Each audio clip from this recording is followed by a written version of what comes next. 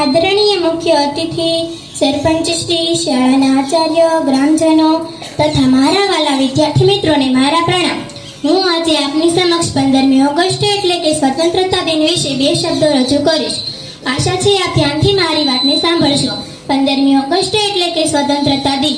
લાંબા સમય સુધી અંગ્રેજોએ આપણા દેશમાં રાજ્ય કર્યું. આપણે પરતંત્ર હતા, ગુલામ હતા. આપણો દેશ આઝાદ થાય એ માટે મહાત્મા ગાંધીજી અને બીજા કેટલાય નેતાઓએ પ્રયત્ન કર્યા. સ્વતંત્રતા મેળવવા કેટલાય શહીદો થયા. સન 1947ના ઓગસ્ટ માસની 15મી તારીખે આપણે આઝાદી હાંસલ કરી. આ દિવસને આપણે સ્વતંત્રતા દિન તરીકે ઉજવીએ છીએ. આ આપણા ગૌરવભર્યા રાષ્ટ્ર તહેવારો છે.